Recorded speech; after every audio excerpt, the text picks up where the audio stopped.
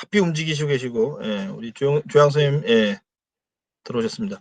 이상규 선생님은 또 어떻게 천마 밑으로 가셨어요?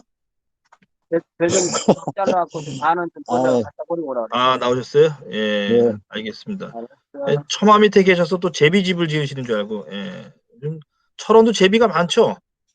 요즘 이제 농약을 좀 안 뿌리고 하니까 마을 가보면은 한동안 귀했던 그래도 이렇게 제비들이 많이 보이는 것 같습니다. 자, 이제 그 조금 이제 반을 넘었는데요. 2주차 한번 보도록 하겠습니다. 어디로? 응? 지금 이제 세 번째 시간 이제 체험 관광에 관한 이제 정의를 좀 보고 그리고 이어가도록 하겠습니다. 자, 화면 보이시죠? 교재 화면 보이시죠? 네. 예. 예. 자, 우리 유영진 선생님께서 좀 화면을 더 크게 키워주셨습니다. 고맙다는 말씀드리고, 자, 이제 체험 관광을 본격적으로 이제 들어가게 됩니다. 이런 기반에 의해서 정부가 7, 80년대부터 체험 관광을 시작을 하긴 합니다. 대표적인 경우가 이제 관광농원이죠. 우리 천안에도 관광농원 여러 개 있을 겁니다. 근데 요거는 이제 정부가 지원하는 사업이긴 하지만, 뭐 보조 사업 성격은 아니었고요. 대출 처리를 해주는 방식으로 해서 진행을 했습니다. 사실 이것은 유럽식 관광농원을 그대로 이제 차용을 해 와서 우리식으로 이제 바꾼 건데 너무 일찍 시작했다고 할까요? 84년도부터 시작을 했어요. 그러니까 84년이면 벌써 좀 있으면 40년이 돼가지고 생각보다 꽤 오래됐습니다. 이런 사업을 추진하면서 여러 가지 좀 문제점이 발생을 합니다. 그래서 사실 뭐 성공보다는 좀 실패하는 상황이 좀 많았는데 뭐 그 이유는 당연한 거죠. 아직 우리가 체험이라는 거를 인식도 못하는 상황에서 관광농원이 갖고 있던 체험의 어떤 성격을 이 사회가 받아들이기에는 너무 좀 이른 감이 있었다라는 부분들이 있습니다. 우리나라에 이제 체험 관광이라는 게 이제 본격적으로 들어온 게 90년대 말, 이 관광농원 사업이 시작된 이후에도 거의 20년이 흐른 뒤에 이제 체험 관광이 불을 붙기 시작하면서 좀 너무 빨랐다 하는 분들이 이제 이유가 되겠죠. 그러던 중에 이제 90년대에 들어서 사람들이 먹고 살기 좀 나아지고 또 자가용, 마이카 붐이 일면서 문화 답사라든지 다양한 관광 형태가 나타나게 됩니다. 그래서 개인 체험 공급자라고 할까요? 무슨 이렇게 뭐 딸기 농장이라든지 토마토 농장 이런 분들이 이제 체험객들을 일부 그 여행사와 연결해서 진행하는 그런 형태가 나타나게 됐죠. 그러던 중에 이제 90년대 초중반에 우리 뭐가 시작됐죠? 예, 지방자치제가 실시되면서 지방자치제 이제 단체장님들이 그동안 축제를 아주 그냥 많이 진행하면서 축제에 가면 당연히 이제 체험 관광이 있었죠. 이런 부분들을 활용을 해서 어느 정도의 이제 체험이라는 단어가 익숙해지는 그런 시절이 90년대 중반부터 이어집니다. 뭐 나의 문화유산 답사기라는 유명한 책, 그 책은 바로 이런 시대 흐름과 무관하지 않다 이렇게 보시면 될 것 같습니다. 자, 최근엔 이제 즐거움과 또 여가, 레저 또는 아이들에게 학습 효과 이런 것들을 선호하는 가족 체험 여행 중심으로 관광 패턴이 많이 진화가 됐다 이렇게 보시면 될 것 같습니다. 자, 정리를 한번 해보죠. 자, 우리나라 농촌 관광은 80대 중반 관광 농원 사업을 통해서 시작이 됐고요. 그리고 이제 농어촌 민박 사업을 하는 걸 통해서 숙박, 잠자리 위주의 여유방을 활용한 잠자리 위주의 초보적 형태로 했습니다. 그래서 뭐 대표적인 경우가 이제 바닷가에 있는 이제 그 민박집이라든지 이런 피서철, 계곡에 있는 민박집들은 여름 바캉스철에는 이제 반짝 수요를 좀 만들어내곤 했죠. 뭐 그게 좀 부작용이 나서 방 하나에 뭐 얼마를 받니 이런 제 나왔지만 어쨌든 그런 단순한 숙박 위주의 사업들이 시작이 됐습니다. 그러던 중에 이제 2002년 농진청, 농식품부, 행안부를 중심으로 우리나라의 본격적인 체험 관광 사업이 시작됩니다.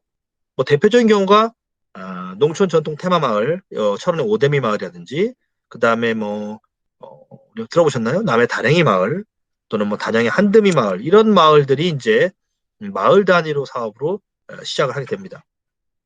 그러던 중에 이제 1906년부터는 농장 단위의 사업 지원이 시작됩니다. 교육농장이라고 얘기를 했죠. 이렇게 막 우후죽순처럼 막 그냥 서로 막 그냥 개발을 하고 체험 관광을 하다 보니까 이제 문제가 좀 있었죠. 그래서 나온 것이 부처 간 통합, 그다음에 국무조정실에서 조정 역할을 통해서 여러 가지 이제 제도적으로 정비가 되기 시작했습니다. 그래서 마을은 농어촌 휴양마을 등록제라든지 또 이런 것들, 그리고 체험 지도사라든지 마을 해설가 과정, 이런 인증 교육 과정을 통해서 인적인 어떤 성장을 좀 이렇게 좀 제도화한다든가 하는 쪽으로 많이 바뀌었죠. 최근에는 이제 캠핑장이라든지 또 팜파티, 또 치유, 이런 다양한 관광 형태와 결합이 되면서 진화해 나가고 있다. 이런 부분들을 예시면 될 것 같습니다. 그래서 우리나라의 농촌 관광이 본격적으로 시작된 20년 정도를 헤아리면서 이제 사람들에게 하나의 국민 건강과 국민 여가의 하나의 공급자로서 농촌 관광 또 농사농촌 관광이 이제 어느 정도 뿌리를 내렸다. 이렇게 보시면 될 것 같습니다. 자, 그럼에도 불구하고 이제 체험 관광의 현실은 좀 녹록치 않습니다. 그래서 양적 팽창 대비 잘하는 곳과 못하는 곳 이런 것들이 이제 양극화가 일어나는 부분들이 있고요. 아예 체험 관광을 목숨 걸고 하는 농장들도 생겨나기 시작했죠. 뭐 꼭 비유가 적절하진 않습니다만은 우리 평창 봉평에 가시면 메밀로 유명한 봉평 가시면 허브 땡땡이라는 유명한 그 있죠. 관광 거의 관광지화 됐습니다만은 그 흥정계곡이라는 골짜기 쭉 안에 들어가면은 허브 나 땡이라는 이제 그 시설이 있습니다. 그 허브 땡땡이 이제 그 유명하게 된뭐 계기가 있죠. 뭐 웃긴 얘기로 거기 어느 한 번은 이제 그 여섯 시내 고향 취재팀이 왔다고 해요. 이제 뭐 보통 아시겠지만 여섯 시내 고향 오면은 뭐 마을을 이잡듯이 뒤지면서 이제 뭐 찍을 거 없나 이제 이렇게 이제 문의를 하죠. 그냥 마을 이장님한테 그랬대요. 이 마을을 좀 찍을 거 없냐? 좀 특이한 거 그랬더니 이장님이 특이한 거? 그 저 계곡 위에 쪽에 서울에서 내려오신 분이 무슨 허브인가 뭔가를 그 재배하는데 뭐 그런 걸 한다 그렇디요. 이제 그렇게 간 거죠. 그래 가보니까 이제 처음에는 이제 이런 조만한 이제 텃밭 또는 뭐 이렇게 좀 크지 않은 공간에 허브라는 걸 이제 심고 계셨습니다. TV 카메라 PD가 보니까 어때요? 그동안 모르던 건데 무슨 뭐 다른 뭐 감자나 고구마, 옥수수 이런 것만 보다가 허브라는 단어가 굉장히 좀 생소한 거죠. 그게 이제 방송을 타면서 사람들이 입소문을 타고 우리나라 90년도 중후반에 허브를 소재로 한 다양한 이제 농촌 관광 흐름이 잡히게 된 게 바로 이제 뭐죠? 허브 나땡의 시작이 되겠습니다. 자, 그렇게 이제 움직이면서 여러 가지 이제 테마 중심의 농장들도 출연하게 됐죠. 예를 들어서 여주에 가보시면 뭐가 있느냐? 은하목장이라는 또 그 축산, 젖소를 테마로 하는데 치즈도 만들고 건초도 주고 하면서 온 가족이 체험 관광을 중심으로 운영하는 3차 중심의 기업형 농장도 출연하고 있다. 이렇게 이제 보시면 될 것 같습니다. 그리고 이제 교육농장이라든지 체험농장이 양적으로 팽창하면서 여러 가지 차별화 요소로 나타나고 있습니다. 그리고 이제 또 어떤 농장들은 주로 이제 뭐 가공, 먹을 거나 조리 중심의 어떤 농장 체험 상품의 문제점들도 대두되고 있다. 이렇게 보시면 될 것 같습니다.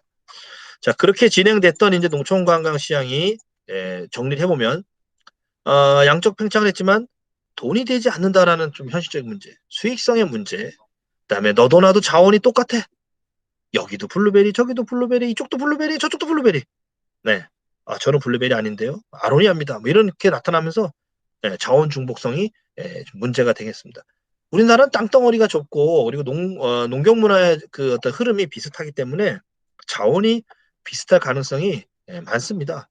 그래서 사실상 우리나라의 농경 문화는 거의 맥락상으로는 같다. 이렇게 보시면 될 것 같습니다. 자, 한번 정리를 해보죠. 이제 중요한 정리입니다. 자, 농촌 관광과 녹색 관광 그리고 생태 관광의 차이는 과연 뭐냐? 제가 설명을 드리면서 여러 가지 들었죠. 들어보신 말이긴 한데, 자, 농촌 관광은 녹색 관광 안에 사실 범주에 들어갑니다.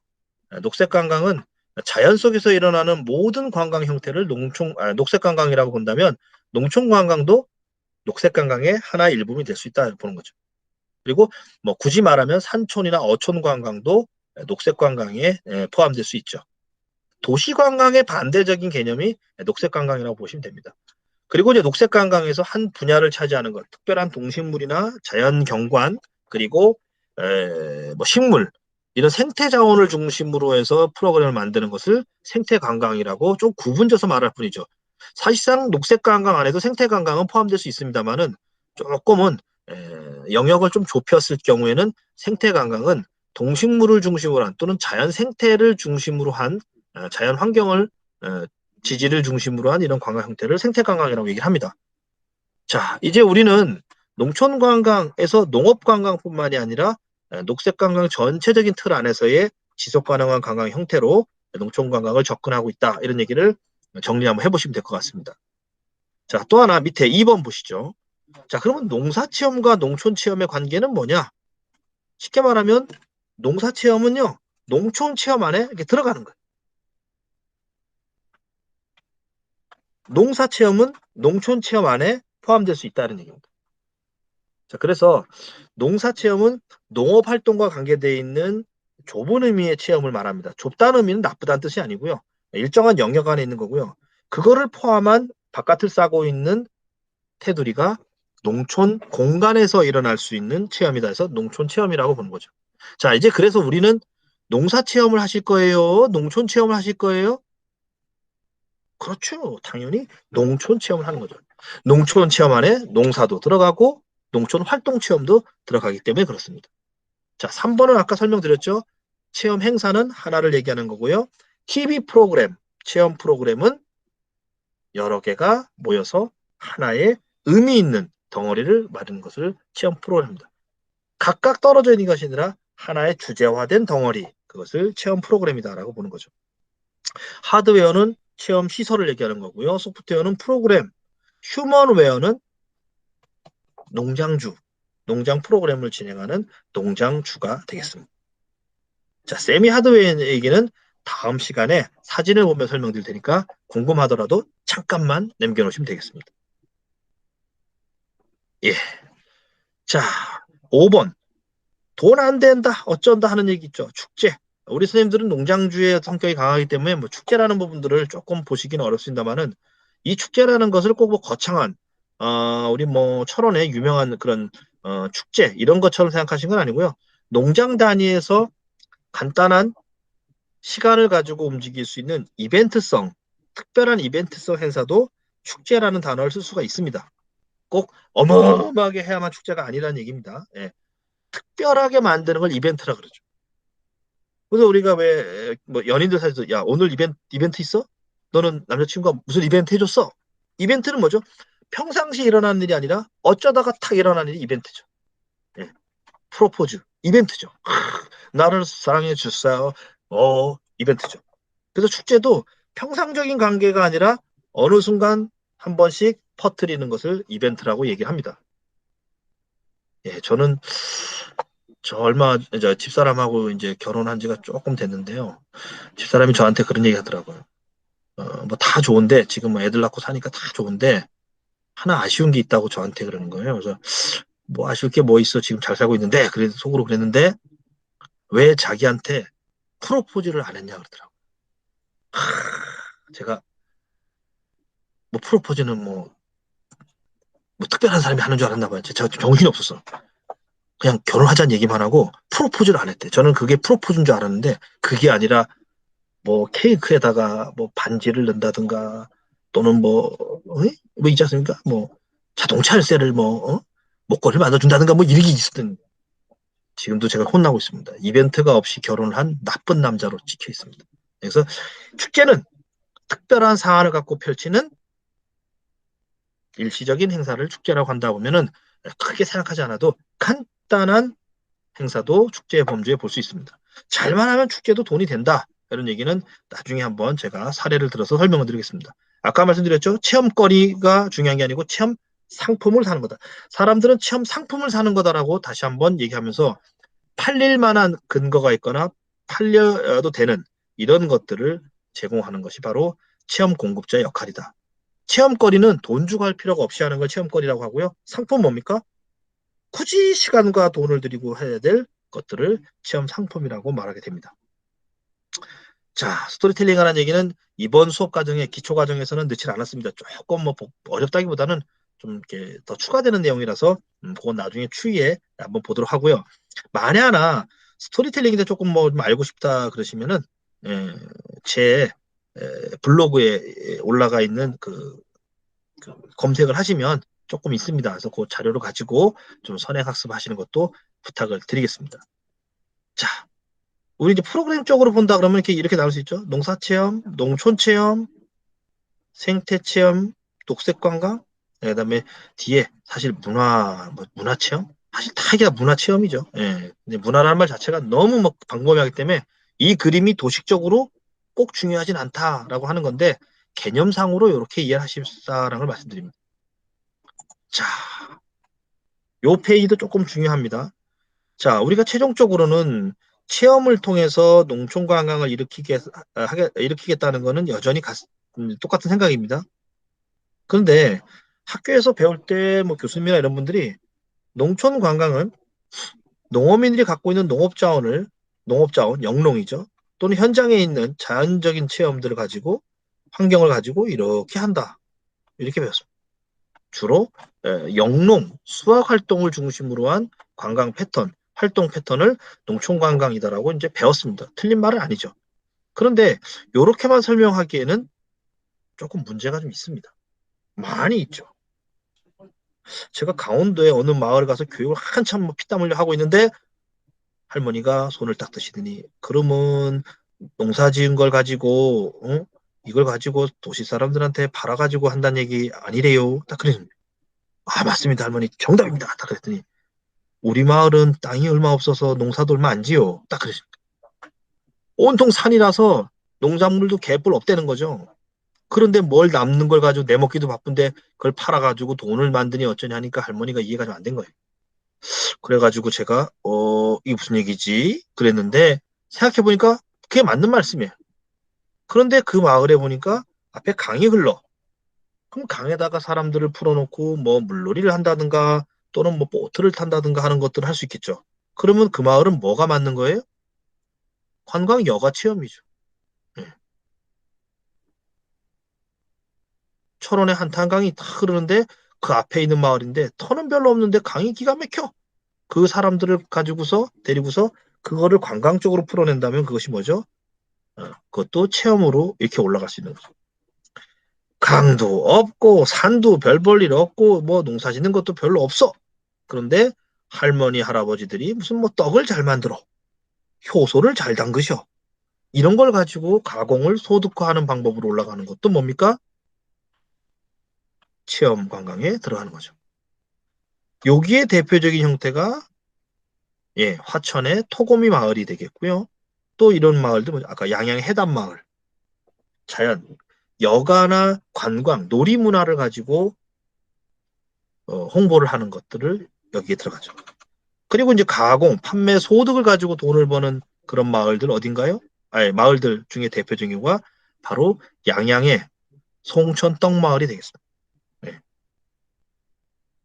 자, 그래서 이것은 뭐냐면 다양한 형태의 마을 발전 흐름이 있다. 또는 농장 발전 흐름이 있다. 나는 우리 농장은 뭐 주변 경관이 별로 없는데 내가 무슨 도시에서 하던 특별한 기술이 있어. 또는 뭐 예를 들어 도자기를 하시는 분들은 뭐 도예라든지 또는 뭐가 있을까요? 뭐 요즘에 아파라든지 그림 그리는 거, 뭐 이런 부분들을 활용해서 이거를 체험으로 연결하는 것도 방법이 있을 수 있다는 얘기입니다. 자, 요거 한번 읽어보겠습니다. 우리 마이크를 한번 키시고 제가 들을 수 있도록 요거를 위에부터 제가 목을 좀 축이는 동안 요걸 자, 우리 선생님들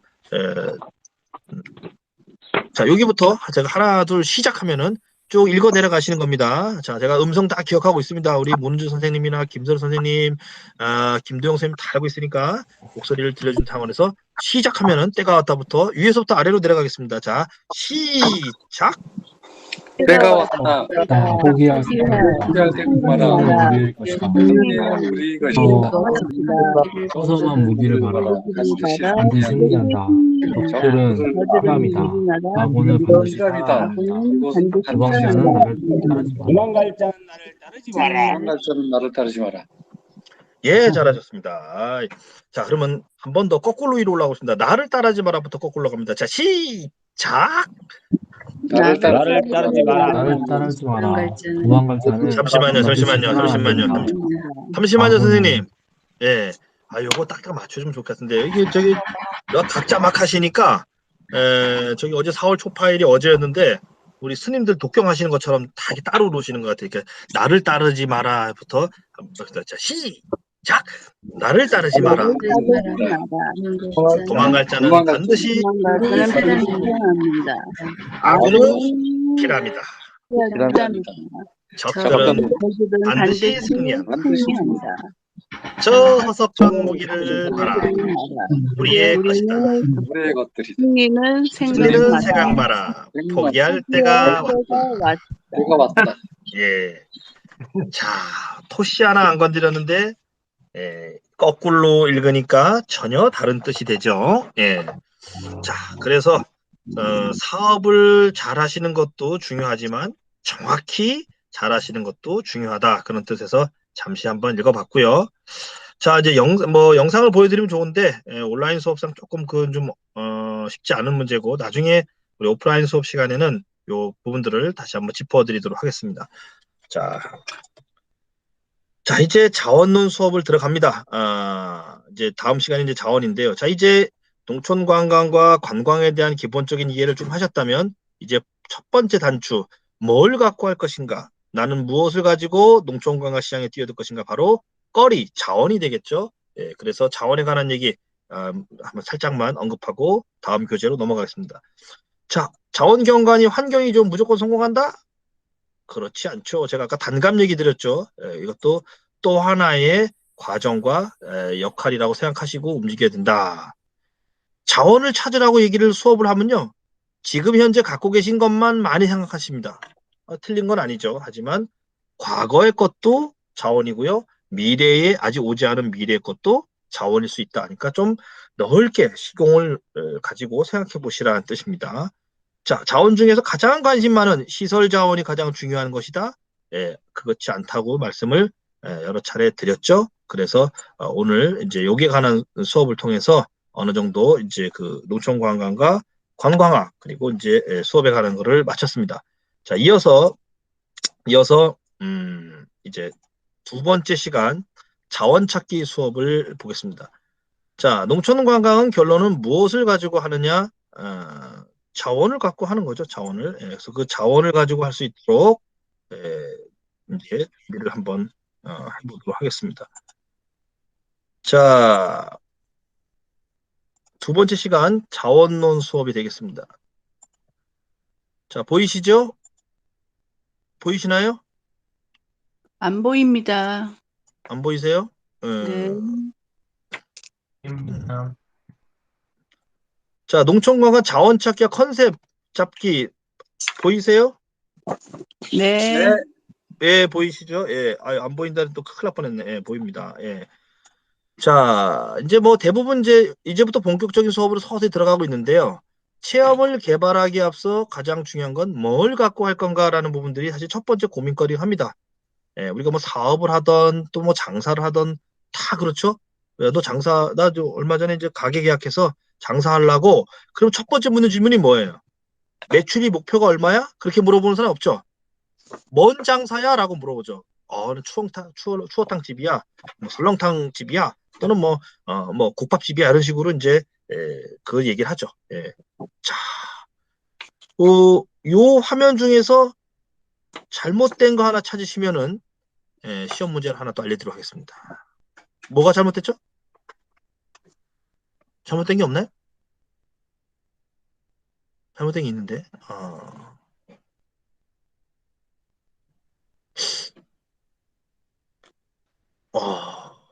자원 찾기에 오타가 있어요. 다른 분이 얘기하려고 그러는데 먼저 얘기하셔가지고 다른 분이 지금 맞출 기회를 놓치신 나쁜 행동을 하셨네. 예, 이게 자원 찾기입니다. 자원 찾기. 그래서 이제 오늘 끝나는 시간까지는 자원 찾기 수업을 하고 다음 시간에는 그 자원을 가지고 어떻게 컨셉, 어떤 각도로 묶어낼 것인가 하는 부분들입니다. 사실 오늘 수업하고 요 컨셉 잡기 다음 시간까지가 사실 굉장히 중요합니다. 그것이 결정되면 프로그램이라든지 시설 계획은 어떤 면에서는 주르륵 이렇게 연결되기 때문에 자원 찾기에 관한 얘기들을 보도록 하겠습니다. 자, 농어촌 자원. 자원의 뜻. 학교 다닐 때 자원 하니까 많이 들어보셨죠? 무슨 시간인가요? 우리 자원을 배우는 시간이 사회 시간인가요? 사회 시간? 예. 뭐 천연 자원, 수산 자원, 지하 자원, 광물 자원 해서 많이 외우셨잖아요. 뭐 남한에는 뭐라 그러냐? 남한의 그 지하 광물 중에서 아유 다 까먹었네. 뭐 이런 거 많이 배웠잖아요. 무연탄이 뭐 얼마 있고 북한에는 뭐 있고 어쩌고 해서 자원 많이 배웠습니다. 자원이라는 거는 인간이 써먹을 수 있는 모든 거를 자원이라고 합니다. 관점이 인간 관점이죠. 우리가 사람이 세상을 살아가는 데 있어서 어떤 목적을 위해서 써먹을 수 있는 모든 것들을 자원이라고 통칭해서 말합니다. 근데 우리가 통상적으로 자원이라면은 눈에 보이는 뭐 지하 자원이나 광물 자원을 얘기하지만 좀 더 의미가 확장돼서 요즘에는 뭐죠? 그런 물적 자료 외에도 인간이 갖고 있는 기술력, 노동력 이런 것까지를 전부 다 포함해서 특히 최근에는 뭐죠? 인적 자원 중요성이 굉장히 강조되고 있다 그러죠. 그래서 뭐 기분 나쁘지만 한 사람의 똑똑한 사람이 뭐 수십만 명을 일자리를 만들어낸다. 그래서 뭐 IT 산업 얘기 들어보면 어마어마하지 않습니까? 아이디어 하나를 통해서 움직인다 보시면 되죠. 이건 뭐 좀 다른 얘기인데요. 처음에 인터넷이 처음 나왔던 99년도, 물론 그 이전부터 나왔지만은 대중적으로 인터넷이라는 것이 우리 생활을 지배하기 시작한 게 제가 뚜렷이 기억합니다만 99년도쯤부터 인터넷이 서서히 나왔습니다. 아직 다음 서비스하고 네이버가 태동 단계였었죠. 그래서 이제 사람들이 인터넷이라는 부분들을 어떻게 받아들일 것인가 뭐 굉장히 좀 있었죠. 그때 지금 생각하면은 네이버 같은 거 하나 차렸으면은 뭐죠? 떼부자 됐을 텐데 뭐 이런 생각을 했죠. 언강생심. 그러면서 이제 여러 가지 생각을 이제 바꾸게 했는데 그런 IT 산업이 갖고 있는 이제 어떤 자원 가치가 적은 투자비로도 뭐죠? 엄청난 경제 고용 효과를 만들어내는 그런 의미를 갖고 있죠. 자, 우리 인적 자원 얘기하니까 요즘 그 학교 교육 정책을 이렇게 이끄는 부서가 어딘지 아세요? 어디죠? 우리나라 정부 부처? 혹시 아시는 분? 교육을 담당하는 정부 부처. 참고로 관광을 담당하는 부서는 문화체육관광부죠. 예산을 담당하는 거는 기재부죠. 교육 정책을 담당하는 곳 아시는 분? 교육청? 벌써 여기 계신 분들이 뭐냐? 문교부 시절이에요. 문교부 시절. 이분들이 문교부 시절 분들이라 그래 이게. 저희 학교 다닐 때는 문교부였죠. 기억나시죠? 요즘에 문교부란 말은 사라지고 한때는 또 교육인적자원부라고 그랬습니다. 다 빼고 교육부로 바뀌었습니다. 그래서 옛날 이제 뭐 문화교육부였죠. 문교부가 뭐 이런 표현들은 이제 안 쓰고 시대에 따라서 이름이 바뀌죠. 뭐 우리 저기 옛날에 보사부라 그랬죠. 보사부. 요즘 뭐라 그럽니까? 요새는 그 우리나라 보건 정책을 하는 곳이 보건복지부요? 약간 떨리시는 거 가서 자신이 없어 하시는 것 같은데, 하도 정부 부처를 많이 바꿔서 헷갈려요. 옛날에는 이제 보건사회부에서 보사부라고 그랬는데, 보건복지부라고 하죠. 그런 식으로 이제 바뀌었습니다. 그래서 최근에 한때는 교육인적자원부라는 말을 썼습니다. 너무 길고 좀 그러다 해서 교육부로 바뀌었지만은, 그래서 인적자원에 관한 중요성이 부각된 적이 있었다. 그래서 쓸데없는 얘기를 좀 했습니다. 자, 그러면 농촌에는 자원이 없느냐? 어마어마하게 많다고 이제 학자들이 다시 새롭게 보기 시작했습니다. 옛날 농촌에는 고작 해야 뭐죠? 뭐 농산물 정도나 있겠지 그랬는데 농촌이 갖고 있는 자원이 무궁무진하다는 것을 주목하기 시작했습니다. 그래서 농촌에는 우리의 문화도 있고요. 옛날 조상들의 슬기도 있고 또 사람들의 공동체 문화도 있고 이런 다양한 문화가 있고 내용이 있는 것을 주목합니다. 그래서 농촌 자원이 갖고 있는 가치에 이제 의미를 크게 부여하면서 과거의 생산 중심의 사고를 벗어나서 1차, 2차, 3차 뭐 이런 부분들을 확장하면서 이제 농촌 지역을 6차 산업 또는 융복합 산업의 대상지로 확장을 시키기 시작했습니다. 이제 여기까지 다 아실 거고요. 그래서 이제 뭐 농촌 자원이 갖고 있는 이런 다양한 가치들, 요걸 뭐라 그러냐? 요거 시험에 낼 것 같은데, 농촌이 갖고 있는 다양한 가치, 요거를 가리키는 말이 뭘까요?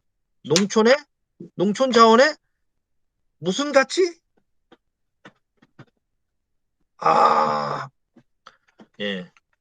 농촌 자원의 다원적 가치라는 말로 해서 농촌이 다양한 가치를 갖고 있다는 것을 학자들이 시작했습니다. 그래서 농촌의 다원적 가치라는 말을 씁니다.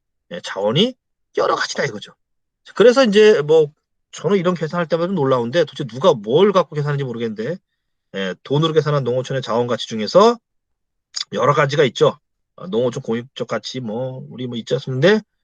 주로 농촌 어메니티 지금 보시면은 환경 생태 보전 공익적 가치 뭐 다 이해가 되시는데 농촌 어메니티가 뭘까요? 어메니티 아시는 분 혹시 목소리로 저요 어메니티. 예. 이거 처음 들어보시는 수도 있고요. 익숙하지 않으신 것 같은데 영어가 들어가는데 잘 쓰지 않는 영어죠. 한때 요거 말을 많이 썼는데 농촌 어메니티라고 합니다. 요거 나중에 다음 시간에 한번 나옵니다. 그러니까 걱정하지 마시고 쉽게 말하면 농촌이 갖고 있는 사람들을 쾌적하게 즐겁게 만들어주는 공익적 기능을 어메니티라고 하는데요. 그 가치가 뭐 한 1조 2천억 원이다. 우리 왜 논 들판에 딱 서서 쳐다보면은 황금 들녘이나 또는 뭐 모내기를 하고 난 듯 또는 벼가 어느 정도 자란 다음에 논 들녘을 보면 마음이 편안해지고 기분이 좋아지죠? 예, 그런 거를 이제 어메니티라고 얘기합니다. 그러니까 농촌에서 느끼는 기분이 좋아지는 모든 자원적 요소를 농촌 어메니티라고 얘기를 하는데 그게 한 1조 2천억 원이다 이런 얘기를 합니다. 자, 그래서 농촌 자원이라는 거는 흔히 농촌 어메니티, 농촌 다움 이런 말로 잘 씁니다. 그래서 오해는 하지 마시고요. 제가 이거를 농촌 자원을 이렇게 농촌 자원은 농촌 어메니티, 농촌 어메니티는 농촌 다움 요렇게 쓴 거를 이게 똑같은 말이란 뜻은 아닙니다. 요것은 요런 의미상으로 쓰고 있다는 정도만 이해하시고요. 이걸 표현하기가 좀 어려워서 제가 이거를 이렇게 동등하다는 보호를 썼는데 실제로는 뭐 100% 같지는 않습니다. 그래서 농촌 자원, 농촌 어메니티, 농촌 다음 이런 말들을 혼용해 쓰는데 맥락상으로 같습니다. 또 하나 앞으로 혹시 무슨 보조 사업을 신청하거나 무슨 뭐 이렇게 그 인터넷에서 농업기센터 이상 회장님을 하는 사업을 하나 받았는데 농촌 자원 사업, 농촌 자원과 뭐 농촌 어메니티 이런 단어가 들어가 있으면 뭘로 보시면 되는 거예요? 농촌 관광 범주의 사업이다라고 보시면 맞습니다. 그것 때문에 써놓은 거예요, 제가. 농촌 관광 사업이라고 딱 찍어서 나오는 것도 있지만요. 농촌 자원 활력화 사업이니 뭐 기타 등등 말을 비틀고 뒤집었지만 농촌 자원, 농촌 어메니티, 농촌 다음이란 말이 포함이 돼 있다. 그러면 넓은 의미로 농촌 관광의 범주에 들어간다 보시면 됩니다. 아시겠습니까? 네. 예. 제 얼굴 보이세요? 제 얼굴 보이세요? 네, 예, 벌써 예. 먼저 하네요. 보였다 안 지금 보였다 그래요? 보이시죠? 지금은 지금 안 보이세요? 보입니다. 아, 지금 보이시죠? 예, 예. 네. 제가 이렇습니다. 머줌합니다. 머줌해. 예. 자, 그래서 농촌 자원이라는 건 선생님, 뭐 어떤 면에서는 그러니까 농촌에 있는 모든 것들을 저기 다 포함합니다. 자연환경 말할 것도 없고요. 전통 문화, 사람들의 모습, 그다음에 지역 특산물 이런 것들입니다. 자, 그래서 앞으로 우리 선생님들이 농촌 자원과 어메니티란 말을 조금 관심을 많이 가져주시면 좋겠다 하는 것이 농촌 관광에 관련되어 있는 단어들이다 보시면 돼요. 농촌 관광요. 자, 이거 표는 보실 필요 크게 없습니다. 뭐 다 아신 거잖아요. 마을 명칭, 풍수지리, 연령 이런 모든 것들이 다 그런데 요거는 그냥 참고적으로만 보시고요. 농촌 자원 학자들이 구분해 놓은 거니까 그렇다 알아보시고 간단하게 단순화시켜 보죠. 예. 이게 무슨 자원이죠? 자연물 자원입니다. 자연물. 천연기념물이나 독특한 자연 경관, 하천의 모습, 생물 자원 이런 것들을 말합니다. 특이한 지형. 우리 철원하면 또 특이한 지형 빼놓을 수 없죠? 철원의 특이한 지형 뭐 있죠? 바로 한탄강이죠. 국가지질공원, 유네스코가 인정한 세계 지질공원이 바로 이제 한탄강이죠. 철원부터 포천으로 이어지는 또 연천의 현무암지대를 아우르는 그 자원을 평가를 높이 받는 거죠. 여기처럼 이렇게 S자로 굽여진 또 이렇게 굽이친 이런 자연 환경도 뭐죠? 이런 자연 경관, 생태 경관에 들어간다는 얘기입니다. 강사님, 이게 농장주게 아닌데 뭐 이런 얘기를 자꾸 하세요. 뭐 옆집에 있는 걸 저보고 어떻게 하라고요? 옆 동네에 있는 거. 그러고 보니 그러네. 가 아니고요. 농장에 있는 자원은 내 등기에 올라 있는 필지에 해당되는 것만이다, 아니다? 아닐까요? 길까요? 요 시험엔 안 나옵니다. 너무 심각하게 생각하지 마시고. 농장 안에 있는 것만 내 자원이다? 어떻게 생각하세요?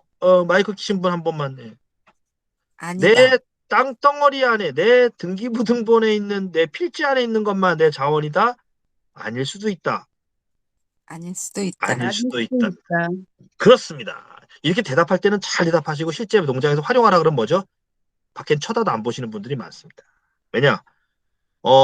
거기를 점유하거나 거기를 내 것으로 말뚝 박아서 불법 시설물을 만드는 뜻이 아니고요. 그것과 연계한 프로그램이라든지 그것과 연계한 탐방 활동 이런 것들은 뭐죠? 충분히 가능하다는 얘기입니다. 그래서 직접적인 자원은 아니지만 내 주변에 있는 자연환경이나 생태자원 이런 것들을 간접적으로 이용하는 것들도 내 자원의 범주에 들어갈 수 있습니다. 그런데 뭐 저 동송에서 저기 뭐 갈말 뭐 멀리 이렇게 멀리 가는 건 좀 그렇습니다만은 일정한 범주 안에 있는 것들 중에서 농장 주변에 있는 그런 자원들은 내 자원 범주 후보군에 올려놓는 거는 나쁘지 않다. 바람직한 생각이다라고 이제 보시면 될 것 같습니다. 자, 하나 예를 들어보죠. 이 사진을 딱 보면서 떠오르는 생각은 자연스럽다라는 생각을 드시면은 있죠. 얘를 보면서 자연스럽다. 우리가 보는 자원의 상당수, 특히 농촌에서 보는 상당수의 자원은 인공자원일까요? 자연자원일까요? 질문입니다, 질문. 인공자원이 인공자원. 인공자원이요. 자연자원. 자, 요 사진 보겠습니다. 요 사진. 요 사진의 반은 인공자원인가요? 자연자원인가요? 자연자원. 이 사진의 상당수는 인공자원입니다. 대표적으로 논과 밭과 이 집은 뭐죠? 사람이 손을 대서 만든 거죠. 더군다나 이 녹차밭은 90%가 뭐죠? 사람이 손댄 인공자원입니다. 자, 그런데 이걸 우리가 보고서 인공스럽다고 느끼지 않은 이유는 뭐냐? 그걸 조경하게 해서 자연화된 인공자원, 자연화된 인공조형물이라고 합니다. 자연화된 인공조형물. 즉, 자연스럽게 편입이 돼서 사람들에게 이질감을 느껴지지 않게 만드는 거죠. 이 얘기 무슨 얘기냐면 지금부터 사람들에게 의도하게끔 환경이나 공간을 조성한다고 해서 그것이 이질스럽지 않다는 얘기입니다. 아까 제가 무슨 얘기 드렸죠? 메타세카이아길을 설명드리면서 그 사람이 심은 거죠. 도로변에다가. 그렇지만 사람들에게 즐거움과 여유와 녹색의 기분을 준다는 건 뭐냐? 바로 그것이 자연화되었기 때문에, 자연스러워졌기 때문에, 그래서 지금부터 농장을 꾸미거나 농작물을 심으실 때도 이런 선의 모습이라든지 이런 색의 면의 모습이라든지 이런 거를 잘 생각해서 심고 가꾼다면 뭐죠? 그것이 농업 자원이 되는. 자, 또 농업 자원이 일정한 볼거리를 제공하는 것을 무슨 자원이라고 그래요? 농업 경관 자원이에요. 경관 자원. 유채밭을 심었습니다. 보성의 녹차밭 대표적인 경관 자원이 되겠습니다. 일본의 라벤더 마을입니다. 그전에는 생산해서 팔아먹으려고 대충 막 심었는데 아마추어 사진작가가 와서 조언했답니다. 이러지 마시고 색을 맞춰 심어보시죠. 어차피 재배할 거라면. 그랬더니 그 색이 주는 이 면의 모습이 지금은 뭐죠? 꽃을 파는 수입보다 곳을 구경시켜주고 버는 수입이 더 많아졌다는 얘기입니다. 자, 그래서 이제 선생님들이 농장이 어떻게 지금 농장을 꾸미고 또는 어떤 환경에서 사시는지는 잘 모르겠습니다만은 혹시라도 농촌관광 관련돼 있는 이런 것을 잘 한번 보신다면 어떤 경관적인 요소를 만들어내는 것이 유리할까라는 부분들은 한 번쯤은 생각해 볼 필요가 있습니다. 한 번쯤은. 그래서 우리가 아파트나 높은 데에 올라가서 살려고 하는 중에 상당수는 뭐 때문에 그러죠? 조망권, 조망권. 그래서 노얄층은 더 아파트가 비싸죠. 높이 올라가서 조망권이 좋으면 단돈 1,000만 원에도 아파트가 비싼 이유는 바로 그 조망권에 관한 가치를 인정하는 겁니다. 자, 그래서 이제 선생님들이 계신 곳에 이런 경관 자원들을 유발할 수 있는 곳이라든지 또는 조망을 만들어낼 수 있는 그런 것들, 그 어떤 식물을 심어서 경관성을 만들어낼 수 있는 부분들은 중요한 농업 자원이 갖고 있는 가치 중에 하나다라고 보시면 될 것 같습니다. 자, 여기는 마을이라고 보긴 조금 어렵습니다만은 일정한 지역이죠. 예. 드브르브리크라는 발음도 잘 안 되는 동네죠. 한때 코로나 이전에 유럽 사람들의 휴양지로 많이 알려져서 한국 사람들도 많이 찾아갔던 곳이기도 합니다. 이 지역의 가장 대표적인 경관성은 바로 뭡니까? 흰 벽과 붉은색 지붕이 만들어내는 독특한 풍광입니다. 여기에 말 안 듣고 빨간 지붕 대신 파란 지붕 칠하고 하면은 뭐예요? 예, 우리나라 동네 마을 되겠죠. 근데 붉은색 지붕이 주는 색감과 또 하얀색 벽이 주는 묘한 풍광, 그리고 파란색 바다가 이루어지는 공간으로 인해서 이곳이 유럽인들이 평생에 가보고 싶어하는 휴양지로서의 인상을 갖고 있습니다. 근데 뭐 붉은 벽돌을 이렇게 기와를 올린 거는 뭐 의도한 게 아니고 이쪽 지역의 땅 특성상 그냥 만들어서 구워내면 다 붉은색이래요. 예, 그래서 굳이 색깔을 칠하지 않는다면 누구나 그냥 거기서 생산한 기와를 지붕을 얹으면 이렇게 되기 때문에 됐지만은 어쨌든 간에 그런 경치적인 요소가 경관을 만들어냅니다. 우리가 어떤 작물을 줄맞춰 심거나 일정한 그림을 그려낼 수 있도록 하는 것은 중요한 의미를 갖죠. 혹시 쌀 그림이라고 논에다 그리는 쌀 그림, 논 그림 보시나요? 논 그림? 아시나요? 논에다가 그림 그리는 거 보셨죠? 예, 봤습니다. 예, 예, 예. 네 가지 색깔의 유색별을 가지고 밑그림을 그리고 벼를 심으면 벼가 이제 자라서 어느 정도 색감을 만들어내는 여름 후반부터 추수기까지 약 한 4개월 동안 이렇게 색감이 주는 논이 그려주는 그림을 볼 수가 있는 곳이 바로 이제 논그림이죠. 특히 이제 괴산에서 많이 이거를 좀 시도를 하고 있고 뭐 김제 지평선 축제라든지 이런 데 가시면 덜 하는데 요 아이디어를 특허를 낸 사람이 괴산군 농업기술센터 이제 농업지도사입니다. 이분이 요 아이디어를 내 가지고서 나름대로 전국에 이제 이렇게 논그림이라는 새로운 경관을 만드는 거죠. 벼가 자라지만 결론은 그것이 주는 경관성을 만들어내는 거죠. 그래서 한번 나중에 기회 되시면 논그림을 한번 우리 철원 같은 경우도 뭐 충분히 가능하죠. 워낙 평야가 발달한 곳이니까 논그림 같은 경우를 그려서 드론이나 아니면 전망대 같은 데서 이렇게 보여주는 방식으로 해서 철원 들녘 우리 평야가 갖고 있는 아름다움을 농업 자원으로 보여주는 것도 농업 경관성이 된다 이렇게 보시면 될 것 같습니다. 자, 이런 풍광이 되겠죠. 자, 그 다음에 이제 역사 문화 자원들이 있습니다. 역사 문화 자원. 옛날 건축물, 또 뭐 신앙 공간이나 이런 상징물 같은 것들, 문화재. 이 지금 오른쪽에 있는 이 건물은 지금 없어졌는데요. 이 바로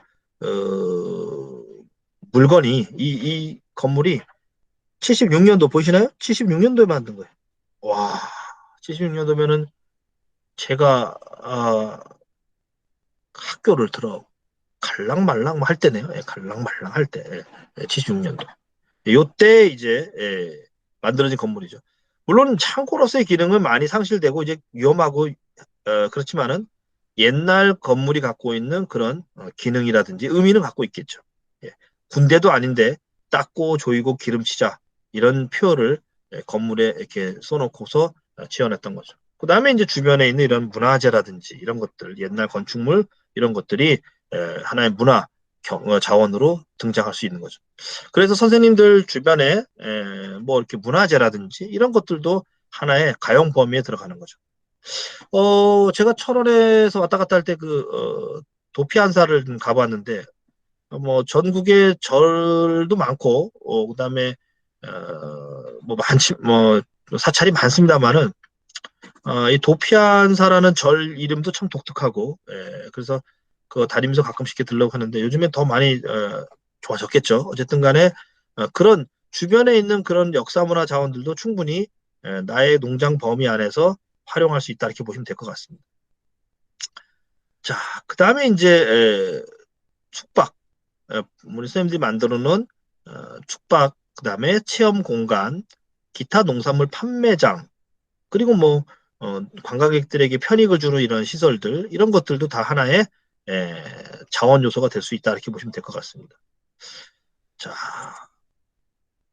요거는 딱 보기에 창고 스타일이죠. 창고 스타일. 그래서 감귤 농장인데 각 탁 지고 마치 농협 창고처럼 만든 그런 판매 소득 시설인데, 이 감귤 창고를 농가 레스토랑으로 개조를 해서 하나 이제 또 다른 가치를 이제 만들어내는 거죠.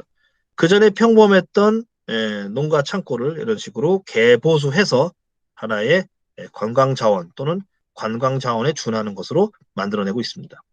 뭐 내부가 이렇죠. 이런 식으로. 이런 것들 사례 많죠.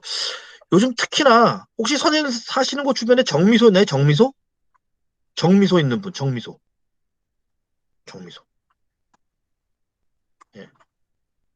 지금 저만 얘기하고 있는 거 아니죠? 예, 예. 정미소. 요 최근에 미술 하시는 분들이 정미소에 굉장히 관심을 많이 갖습니다. 정미소. 정미소를 개보수해서 지역 예술가들이나 이런 분들이 카페, 갤러리 이런 걸로 쓰는 경우가 많습니다. 그래서 우리 김창석 선생님처럼 이렇게 젊으신 분들, 이런 분들 이렇게 그 지역의 문화를 가지고서 농업과 지역과 연결하는 부분들 아주 좋은 아이템입니다. 또 정부가 이런 거 하는 걸 굉장히 좋아해요. 이런 거 한다 그러면은 정부에서 굉장히 좋아를 하고 지원을 많이 하는 것 같습니다. 그래서 정미소 같은 거 잘 한번 좀 구분해 보시는 것도 좋습니다. 정미소. 근데 정미소가 좀 요즘엔 대부분 다 안 쓰니까 좀 삭막하죠. 정미소가. 그 양철 지붕 또 구조적으로도 약하고 한데 그걸 잘 리모델링 하거나 해가지고서 독특한 정미소가 높잖아요. 옛날에 피대줄을 걸었어야 되니까 이런 독특한 자원이 주는 요소들을 뭐 활용해 보시는 것도 나쁘지 않다 이렇게 보시면 될 것 같습니다. 그 다음에 전통 공연이라든지 놀이문화, 우리 철원에 보면은 또 지경다지기 있지 않습니까? 상놀이, 이런 것들, 전통놀이 이런 것들을 또 개인이 갖고 계시는 뭐 특별한 어떤 자원들 이런 것들도, 그리고 전통 의례, 풍습 이런 것들입니다. 자, 혹시 이게 뭘까요? 이거 뭐 하는 것 같으세요? 요 사진 뭐 하는 건지 아시는 분? 짝대기를 들고 뭐 공을 치고 있는 마치 하키를 하는 듯한 그런 모습인데요. 이 사진이 좀 크면은 더 좋을 텐데, 예. 이게 음, 자칙인가요? 어느 분이세요? 남강주입니다. 저기 죄송하죠. 어떡하죠? 아닌데, 아니에요? 아니, 예, 아닙니다. 비스꾸리한데 자치기는 혼자 하는 거고 이건 이제 여럿이 막 뭉쳐 다니잖아요. 마치 하키처럼. 요게 뭐냐면요. 저도 이제 몰랐는데 이거를 처음 들어봤어요. 장치기. 일명 뭐라 그러더나? 축구. 축구. 폴로 경기처럼 보네. 폴로. 서양의 폴로. 결론은 하키처럼 생긴 채를 들고요. 지프로 공을 만들어서 쳐서 상대판 진영으로 넘겨보내는 방법입니다. 하키하고 거의 흡사한데요. 그럼 이걸 왜 했냐? 우리 조상들이 옛날에 이 장치기를 즐겨 했답니다. 그래서 말을 타고 장치기를 하는 거를 조선시대 문과시험 과목의 하나였답니다. 그런데 지금은 제가 설명을 드려도 그런 얘기가 언제 있었나 싶을 정도로 저도 모르고 선생님도 모르는 이유가, 일제시대 때 이 장치기 전국대회가 열릴 정도로 되게 성황을 했던 그런 하나의 놀이문화였습니다. 그런데 일본 사람들이 조선 사람들 모이는 거를 싫어해가지고요. 이런 전국 단위의 놀이문화나 이런 집단성을 갖고 있는 것들을 못하게 막았습니다. 그래서 우리가 자치기는 지금 덜어 남아있고 아까 우리 남강도 선생님이 얘기하신 것처럼 자치기는 있는데요. 이렇게 옛날 조선시대 문과 과목에 있었던 장치기라는 그런 놀이문화는 완전히 사라진 거죠. 요거를 체험 마을에서 복원해가지고서 이 체험객들하고 이 장치기를 하고 있는 장면입니다. 이게 원래는 말을 타고 하는 게 양반들이 즐겨서 세종대왕군 형인가요? 양녕대군. 양녕대군이 개인적으로 이 스포츠를 엄청 좋아했답니다. 이 말을 타고 하는 이 장치기를. 그럴 정도로 좋아했던 건데 지금은 명맥조차 없는 이제 우리의 잊혀진 하나의 이제 놀이문화 또는 이제 생활 문화가 되고 말았죠. 하여튼 일본 사람들이 우리나라에 끼친 영향이 뭐 여러 가지가 있습니다만은 이런 놀이문화나 좋은 우리의 전통 풍습까지도 많이 이제 이렇게 말살을 시킨 그런 경우가 되겠습니다. 그래서 이런 부분들을 다시 찾아서 스포츠로 해서 다시 이제 체험객들에게 전달하는 것들도 중요하죠. 아까 제가 했던 얘기 기억나나요? 자원은 현재만 있는 것이 아니라 과거에도 있다. 이 얘기입니다. 옛날 잊혀진 거, 없어진 것들을 찾아내서 다시 재현하는 것도 중요한 특이한 요소가 될 수 있다는 얘기입니다. 이 사진이 참고로요, 2002년도 마을에서 찍은 사진이거든요. 얘 군대 갔다 와서 잘한 것 같겠네. 예, 벌써 오래된 사진 되고 말았습니다만은 장치기 사진이 이겠습니다. 그리고 이제 아까 말씀드렸죠. 축제나 이벤트 이런 것들도 적절히 활용한다면 농장을 홍보하거나 수익을 만들어내는데 상당히 도움이 될 수 있다. 이런 얘기를 좀 드리도록 그렇게 하겠습니다. 또 하나 보죠. 생활문화, 일상적인 문화. 이게 좀 사진은 좀 적절하지 않은데요. 이걸 들밥 문화라 그러죠. 우리 이제 모내기 같은 거 이제 지금 거의 끝나가거나 하고 계시지만 옛날에 모내기 하면 가장 큰 문화는 뭐죠? 예. 이 얘기를 했지만 동네 분들이 모여서 서로 단합하고 공동체에 있었죠. 그래서 아이들은 학교 안 가고 뭐죠? 모내기 그 줄 넘기는 거라든지 또는 뭐 양주장에서 막걸리 받아오는 거 이런 거 심부름하고 여자아이들은 들밥 내가는 거 엄마 거두고 그랬죠. 그래서 뭐 어른들 막걸리 받아오다가 한 모금 두 모금 뭐 먹다가 뭐 취해가지고 뭐 뻗었니 어쩌니 그런 얘기 나오는 게 바로 이제 들밥 문화가 되겠습니다. 자, 요거는 음식 문화 중에 하나인데 전통 요리나 뭐 음식이죠. 요게 딱 감자를 튀긴 건데 부각이라고 합니다. 감자 부각. 요 감자 부각이 요즘에 엄청 부각되고 있어요. 특히 외국에 수출이 많이 되고 있는데 서양 사람 우리는 이걸 밥 반찬처럼 먹었는데요. 서양 사람들은 이 부각을 술안주, 와인이나 맥주 안주로 많이 선호한답니다. 그래서 최근에 몇 년 전부터 이 부각을 가지고 해외 수출하는 이제 그런 그 농업회사들이 덜어 생겨났습니다. 그래서 선호도가 높은데 이런 일상적인 어떤 그 모습이라든지 전통 요리도 자원이 될 수 있다. 그다음에 이제 요 어르신이 집을 가지고 공예를 하는 거 있죠. 이런 것들도 충분히 자원 요소가 될 수 있습니다. 자, 제가 이걸 쭉 보여드리는 이유는 뭐냐면요. 보시면서 나하고 관계되어 있는 자원들 또는 우리 주변에 있는 자원들은 과연 뭘까? 이 힌트를 좀 얻으시라고 보여드린 겁니다. 고개 끄덕끄덕만 하시면 안 되고요. 예.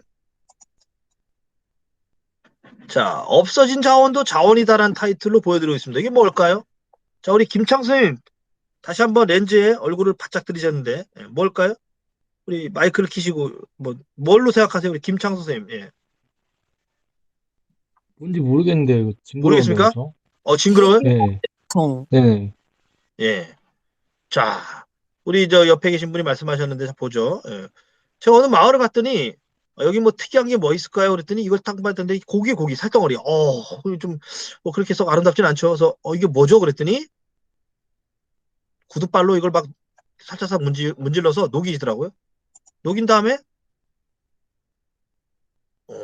뭔지 아시겠죠?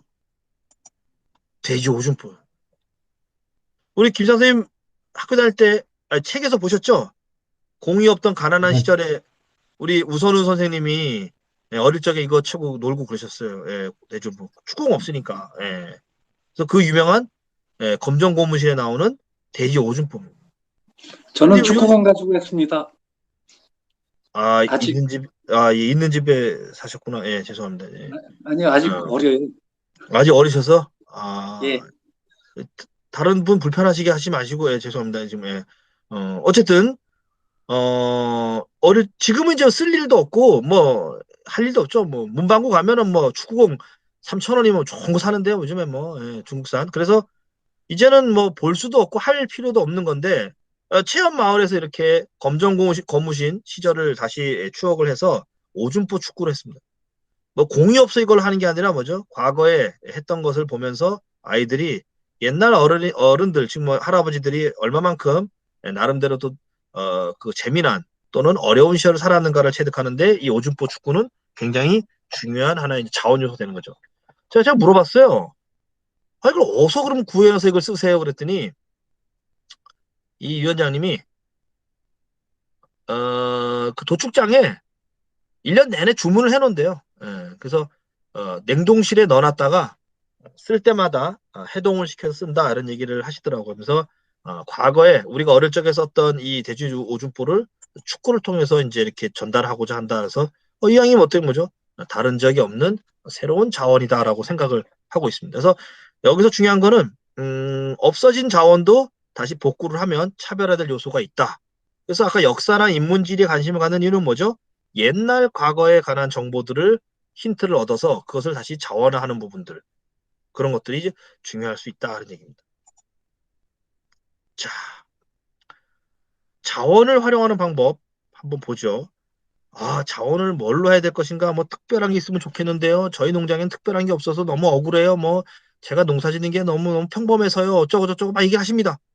다 좋죠. 다 좋은데 자, 이 감자, 강원도를 대표하는 농산물 중에 하나죠. 뭐 전국적으로 재배하지만 감자 하면은 강원도의 대표 상징적인 감자 이죠. 대관령 지역 특히 유명하고 고랭지 채소밭에서 많이 생산하는 감자인데요. 자, 그런데 이 평범한 감자를 특별하게 만드는 방법을 순서입니다. 자, 이 감자를 찐감자로 만든다. 특별하지 않습니다. 뭐 찐감자? 뭐 물 넣고 찌면 되지. 솥에다가.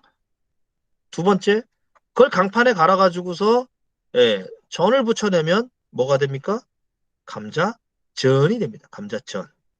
이것도 뭐 특별하지 않습니다.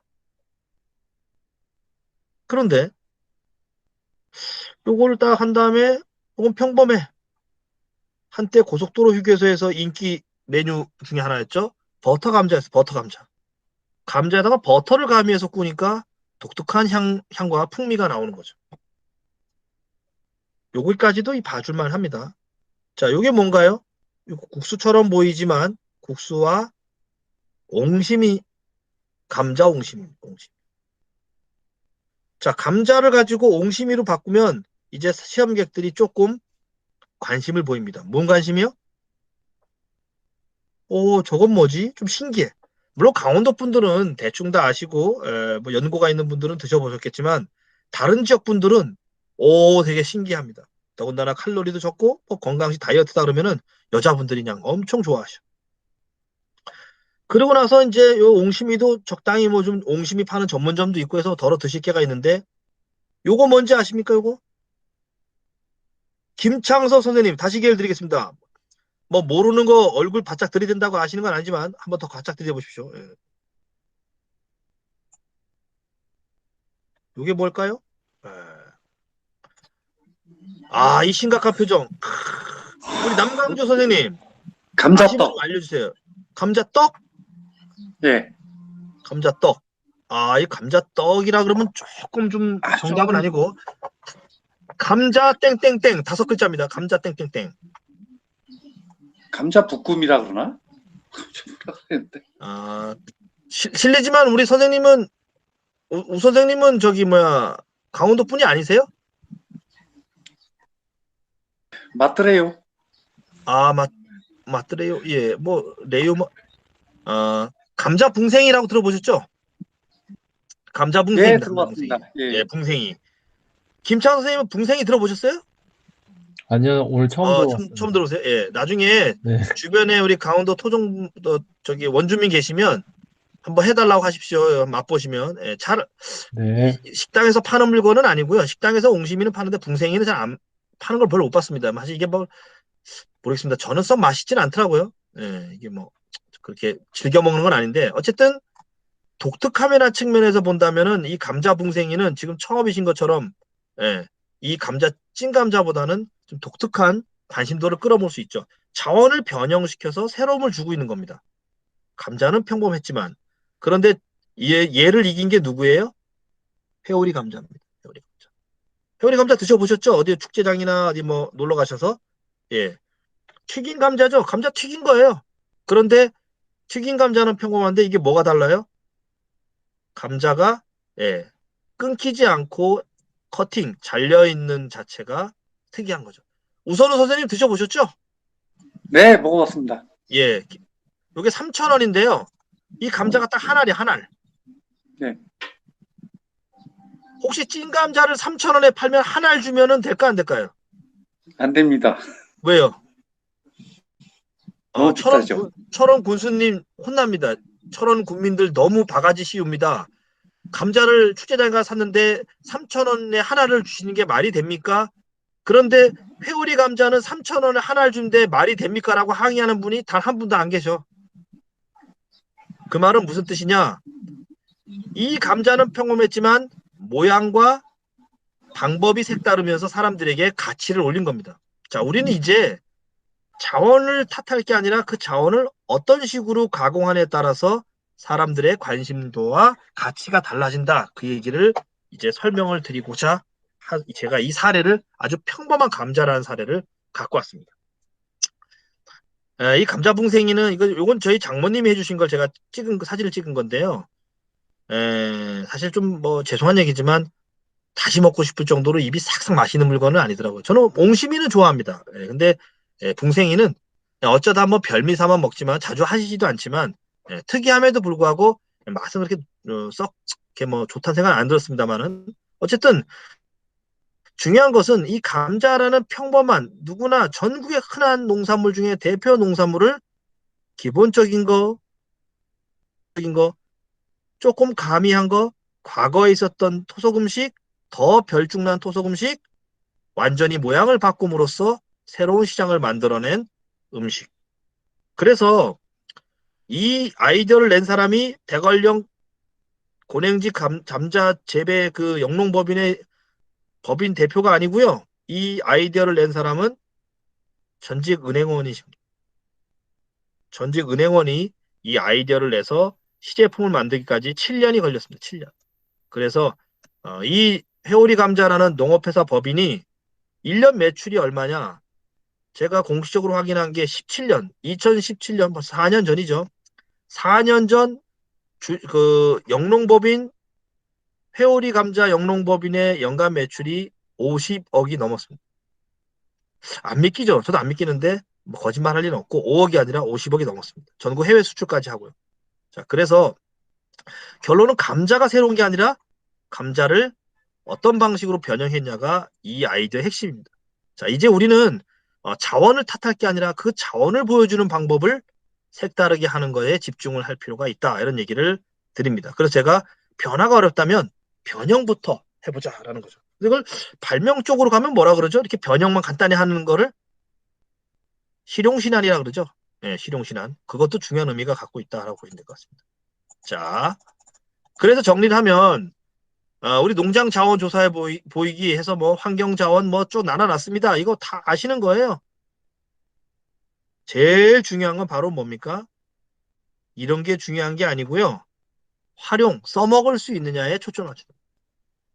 이 자원들을 내가 갖고 있느냐가 문제가 아니라 이것을 상품화 시킬 수 있느냐라는 거에 초점을 맞춰서 조사를 하시면 또는 가늠해 보시면 오늘 이제 수업 끝나고 백지 한 장 딱 꺼내셔갖고 볼펜을 딱 드신 후에 이 표대로 우리 농장 주변에 있는 환경자원은 뭔가 한번 떠오르는 대로 중요도 가리지 마시고 그냥 막 한번 칸을 메꾸듯이 써보시면서 한번 농장 자원을 전체를 한번 이렇게 파악해 보시는 거, 알고 있는 거, 주변에 있는 거 정리해 보시는 것도 충분히 의미가 있다. 그 중에서는 또 뭡니까? 독특한 자원 가치가 나올 수 있다는 얘기입니다. 이 독특한 자원 가치를 잘 갈무리하는 게 뭐냐? 바로 다음 시간에 하게 될 컨셉 정하기가 되겠습니다. 이게 복잡해. 아우, 너 복잡해? 이렇게 마시면 돼. 우리 농장의 역사 또는 지역의 풍습, 사람들, 그다음에 지금 이제 농업 생산물, 기타 주변의 시설물들 이렇게만 정리하셔도 우리 농장 자원을 조사하는데 큰 문제는 없다. 이렇게 보시면 될 것 같습니다.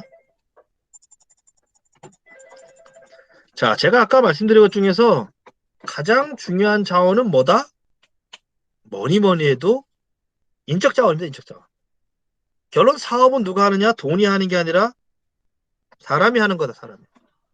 그래서 사람이 한다는 측면에서 저는 인적 자원의 중요성을 누구도 강조합니다. 자원이 조금 뭐 속된 말로 좀 불리하고 좀 뒤떨어져도 사람이 그것을 어느 정도 캄프락치 할 수 있는 여지가 있다는 얘기입니다. 자, 이 마을은요. 전라도 곡성에 있는 하늘나리 마을입니다. 제가 한 몇 년 전까지만 해도 체험 마을이나 지역 개발하시는 분들 이렇게 견학을 모시고 가면 이 마을에 꼭 모시고 갔습니다. 왜 모시고 갔냐? 시설 별로 없습니다. 뭐 경관, 뭐 산 높이에 있어서 경관은 좋다고 하지만 뭐 이런 정도 경관 있는 데는 뭐 강원도, 철원도 뭐 좋은 데 많죠. 뭐냐? 바로 이 사람들 때문에 모시고 갔습니다. 지역 주민들이 마을 사업하는데 가장 중요한 거는 그 농촌관광의 공급체, 공급 주체인 인력이 어느 분이냐라는 부분들이죠. 자, 이분이 강병조 위원장, 전 위원장님이신데요. 실례 말이지만 초등학교밖에 안 나오셨습니다.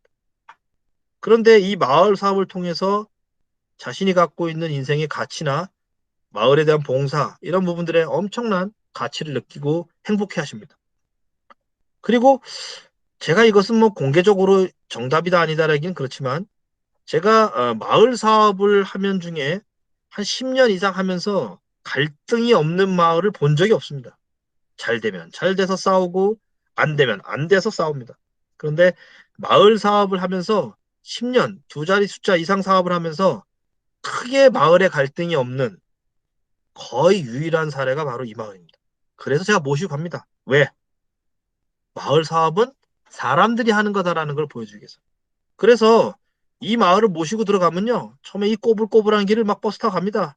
지금은 좀 나아졌는데 옛날에는 버스가 서로 교행이 안 돼 갖고요. 마주오는 차량 있으면 후진을 하고 막 이런 식으로 갔습니다. 모시고 가는 분들이 투덜투덜 됩니다. 아우, 뭐 여기 이런 데까지 사람들을 끌고 오느냐라고 투덜투덜 대시는데 견학을 마치고 내려올 때 거의 이구동성을 하시는 말씀이 뭐냐? 야, 이 마을은 사람들이 잘 될 수밖에 없겠네라고. 이 사람들이 갖고 있는 인심을 아주 진정성을 알게 되죠. 그래서 이분은 이제 마을 사업을 통해서 나중에 최근에는 뭐죠? 마을 발전 지도자 대상 뭐 이렇게 상도 받을 정도로 됐습니다. 어쨌든 그런 상황인데요. 마을 시설이었습니다. 딱 보시기에 민박집 등급이 뭐지냐면 이게 무슨 뭐 느티나무인가 무슨 뭐 등급 표시 2개예요. 딱 보시기에 시설이 이렇게 썩 좋아 보이지 않습니다만은 어느 해인가 다시 가고 싶은 마을을 설문조사를 했는데요. 이 마을이 도시민 대상으로 1등 했습니다. 바로 농촌 마을이 갖고 있는 아름다운 마음을 보여줬기 때문이다라고 분석할 수밖에 없습니다. 시설로 따지면 여긴 꼴찌. 거리도 멀고요. 마을에 거의 산악자원 빼고 유일하다시피 한 사방댐을 막아서 만든 계곡 물놀이장입니다. 예, 뭐 물은 깨끗하지만 1년에 몇 번 써먹질 못해요. 며칠. 왜냐? 물이 너무 차서요. 애들이 들어갈 수가 없어요. 예. 그리고 이런 농경문화전시관 같은 거 있는데 이것도 뭐 다른 마을에 비하면 그닥 그렇게 뭐 썩 훌륭하진 않습니다. 이런 열악한 시설임에도 불구하고 사람들이 가는 이유는 바로 인적 자원, 사람들이 갖고 있는 자원의 가치가 크다라고 보는 거죠. 자, 저녁 시간이 다 돼가고 있는데요. 요거 아침, 점심, 저녁 뭘까요? 아침, 점심, 저녁. 자, 우리 김은주 선생님 오래간만에 뵙습니다. 제가 한 시간 동안 또 몇 번 호명을 안 해드렸더니 아침, 점심, 저녁 뭘까요? 정답은 아침. 아침이에요. 맞습니다. 이렇게 차려내니까 다들 견학 가신 분들이 이게 뭔 아침 밥상이냐고 난리를 치면서 한마디 하시더니 결론은요. 거의 다 드세요. 다 드셔. 그동안 굶었던 것 같아. 예. 그러면서 식사 숟가락을 딱 내려오면서 뭐라 그러시냐면요. 이장님 일로 와보세요. 저희가 식사되는 비용이 6천 원 정도인데 이거 6천 원에 차려가지고 이거 답 나오겠습니까? 이해한 거죠. 그러니까 이분이 뭐라 그러냐? 그렇죠. 6천 원 갖고 이상 못 차리죠. 그런데 저희는 식사에서는 돈을 남기지 않습니다라고 얘기를 합니다. 뿅. 예. 그리고 생선 몇 가지 빼놓고는 뭡니까? 산나물 채취한 거나 작년에 갈무리했던 나물 종류로 차려낼 수 있습니다라고 하는 거죠. 그게 생각의 차이죠. 6천 원짜리면 원가 3천 원에 묶어서 3천 원 남겨 먹어야지라고 생각하는데 그런 생각 안 갖는 거죠. 그랬더니 사람들이 그 마을에 나는 농산물도 사가져가고 또 교류를 하면서 이 마을은 전국에서 손에 꼽는 그런 성공 사례에 들어갑니다. 자, 물론 이 마을 얘기지만 선생님들이 드리고 싶은 얘기 뭐냐면 농장주, 즉 체험관광의 공급체가 갖고 있는 마인드나 생각의 차이가 엄청나게 중요하다.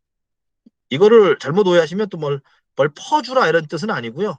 예, 그런 뜻은 아닙니다만은 그만큼 중요하다는 얘기입니다. 자, 이 사진을 딱 봅니다. 이 사진. 마을 주민들이 요게 다예요. 이분들이. 마을도 조만합니다. 예, 그럼에도 불구하고 행복하고 살아가는 모습을 보면서 도시민들은 이런 생각합니다. 과거에 옛날에 우리 정말 콩반쪽도 나눠 먹던 시절이 있었는데 예, 이렇게 좀 사람 사는 냄새가 나는 시절이 있었는데 요즘에 사실 각박하죠.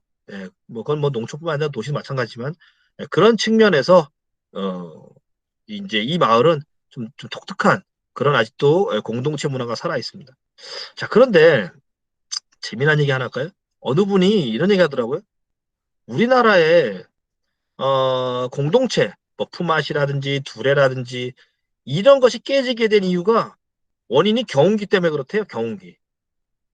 예? 그랬더니 농업이 기계화되기 시작하면서 이제 뭐죠?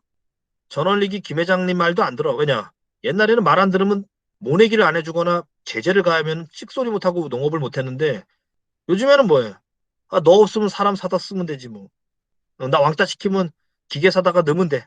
예, 뭐 우스갯소리를 하면서 기계화로 되면서 사람들의 품을 빌리지 않는 상황이 되면서 농촌 공동체가 상당 부분 이렇게 좀 각박해졌다 이런 얘기를 합니다. 그러면서 하는 얘기가 또 하나 옛날에는 콩반 쪽도 막 나눠 먹고 막 그랬잖아요. 뭐 하고 나면은 그 왜 그러냐 했더니 인심 좋고 뭐 산 좋고 물 좋아서 그런 것도 있겠지만은 냉장고가 없어서 나눠줬던 거래요.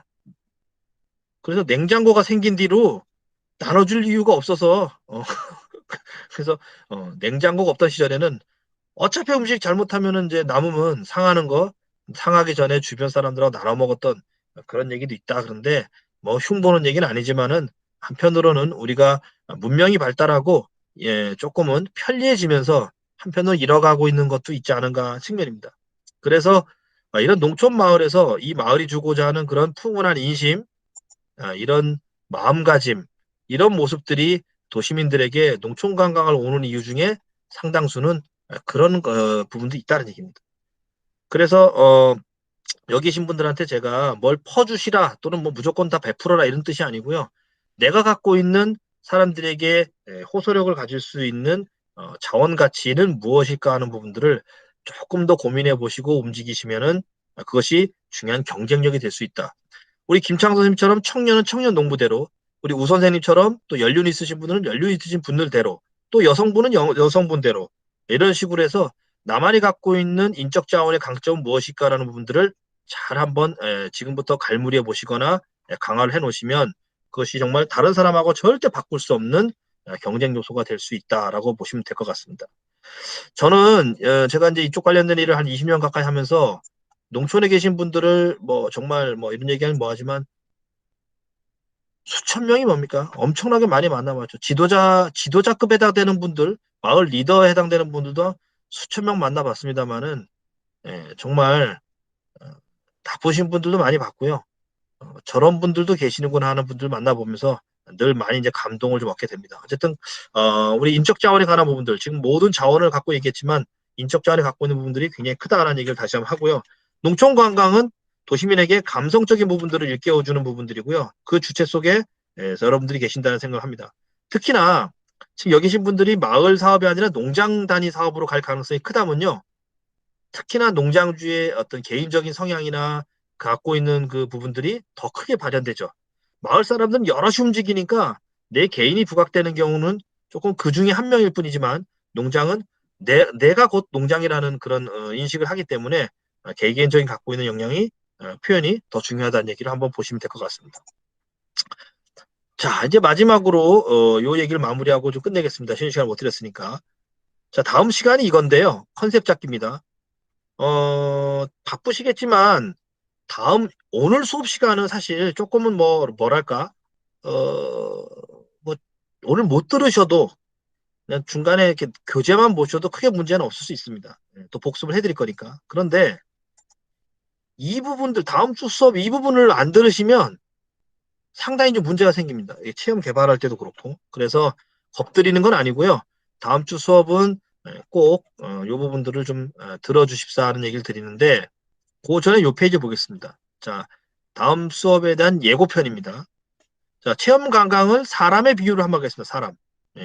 참고로 2년 같은 이 소녀를 데려온 이유는 다른 사람을 실물 사진을 쓰면 초상권에 걸리기 때문에 저한테 항의하지 않는 이 소녀를 데리고 왔습니다. 자, 사람 중에서 팔, 다리가 있고 다리 2개가 있습니다. 그리고 머리, 몸통이 있겠죠.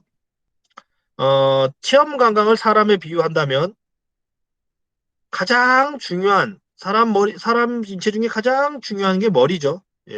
재생도 안 되고 다치면 큰일 나는 신체 부위가 머리입니다. 뭐 어떤 분들은 다른 부위가 다쳐도 큰일 나요 그런다면 저는 할 말이 없습니다만은 어쨌든 머리가 제일 중요하죠. 그래서 오토바이 탈 때도 헬멧을 쓰고 타죠. 자, 그럴 것처럼 농촌 관광에서 가장 중요한 사람의 머리에 해당되는 것이 뭐냐? 바로 컨셉입니다. 이 머리가 중요한 만큼 이 컨셉을 잘 잡으셔야만 사지가 우뚝 쓰게 됩니다. 이 머리가 정확하게 컨셉이 잡히고 난 다음에 양쪽 다리, 좌청룡 우백호가 뭐냐? 바로 하드웨어, 시설과 프로그램이 됩니다. 즉, 우리가 관심을 갖는 시설이나 프로그램은 뭐 때문에 나온 것이냐? 지난번에도 말씀드렸죠. 바로 이 컨셉이 중심축 역할을 해서 이 2가지를 규정을 짓습니다. 거꾸로 얘기하면 이 2가지 하드웨어가 소프트웨어는 컨셉을 뒷받침하는 거죠. 얘를 향해 간다는 얘기입니다. 이것만 갖고도 되죠. 그런데 하체가 있죠. 사람의 왼쪽 다리와 오른쪽 다리가 있는데요. 한쪽 다리, 우리가 다리는 무슨 기능을 하죠? 다리는 인체에서 이동의 기능을 합니다. 뭐 어떤 분은 이동하지 않고 제기차는 기능이 여러분 자꾸 우스갯소리 하는데 그러시면 곤란하고 다리는 어디론가 이동하는 기능을 하죠. 움직임을 할 때 어디로 이동하느냐? 바로 체험객들 마음으로 이동합니다. 하드웨어와 소프트웨어를 가지고요. 체험객의 만족을 얻을 수 있는 마음으로 이동을 합니다. 뚜벅뚜벅 걸어가는데 그 걸어가는 2가지 축이 하나는 진행 기법, 기술입니다. 스피치에 관한 거고요. 그리고 진행 기법, 매뉴얼을 통해서 도시민의 만족도를 향으로 이동합니다. 자, 그래서 결론적으로 보면 인체의 구조로 본다면 가장 중요한 컨셉이 축이 잡히고 그거에 따라서 시설 계획과 프로그램 계획이 2축을 갖고 이것이 구축된 이후에 체험 진행 기법을 익히고 도시민들을 향해 가서 만족도를 얻어내면 이것이 완벽한 사람의 모습이듯이 농촌체험관광도 이런 구조로 이루어져 있다 봅니다. 자, 오늘 여기까지 수업은 뭐죠? 이제 관광에 관한 부분들, 농촌관광에 관한 부분들을 토대로 해서 여기까지 오려고 오늘 온 겁니다. 그래서 다음 시간에 뭐냐? 바로 컨셉 잡기라는 수업을 들어갑니다. 그럼 다음 시간에 뭐죠? 요거 들어가고 다음 시간에 뭐죠? 요거 들어가고 요거 들어갑니다. 그래서 이제 앞으로 이제 3주차부터 8주차까지 요 과정이 7주차까지 요 과정을 아주 상세하게 쪼개서 쭉 들어가는 과정을 겪을 거고요. 그 다음에 8주차에 요거하고 조금 다르지만 트렌드에 해당되는 치유 농업을 수업에 포함시켰습니다. 그래서 저희가 지난번 수업에서 나눠드렸던 교육과 과정 일정표 있죠? 그거는 무시하십시오. 그거를 조금 더 지난주에 선생님들 만나 뵙고 나서 최적의 커리큘럼으로 다시 재조정을 좀 했습니다. 그래서 그거는 교재 만드는 거에 넣어서 다시 배부를 해드립니다. 그러니까 걱정하지 마시고 치유 농업이 포함된 커리큘럼으로 8회차를 재조정했는데 스토리텔링하고 실습 부분이 조금 비중이 빠지고요. 그 대신 다른 것이 들어갔습니다. 뭐 온라인 수업이 계속 이렇게 진행된다면 실습을 한다는 게 조금 쉽지 않기 때문에 실습 비중을 조금 줄이고 선생님들이 요구하시는 또 트렌드에 맞는 교과 과정을 넣어서 기초 과정이지만 기초 그 이상의 내용을 담보할 수 있도록 커리큘럼을 조금 조정했다는 얘기를 드리고 이제 그거는 교재를 묶어서 제본해서 각각 이제 그 거주지, 주소지로 발송을 해드릴 예정입니다.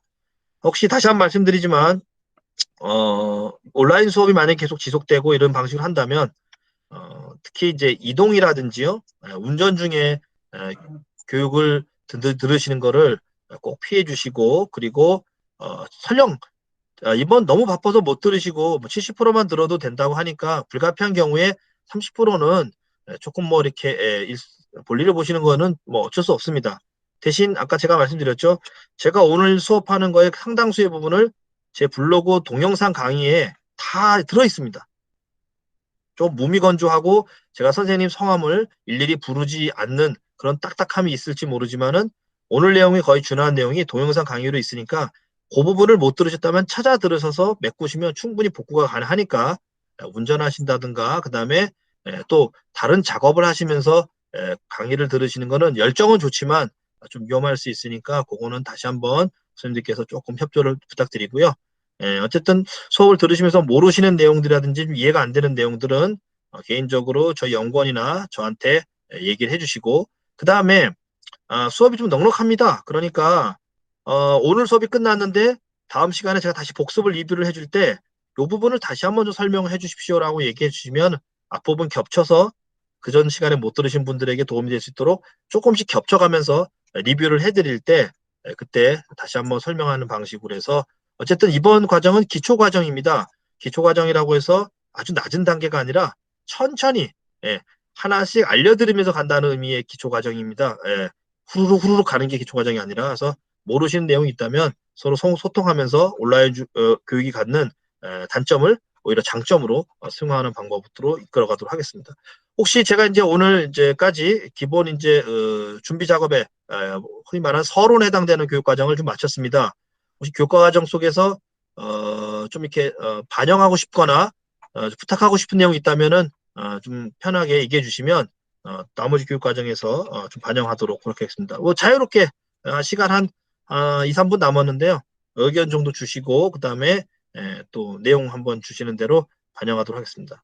자유롭게 어떤 분 시험 너무 의식하지 마시고 계속 그 SNS 교육을 받으면은 예. 교재가 있어야 되는데 교재는 언제쯤이나 이게 집으로 발송이 되는 건가요? 아니면 네, 잠시만요.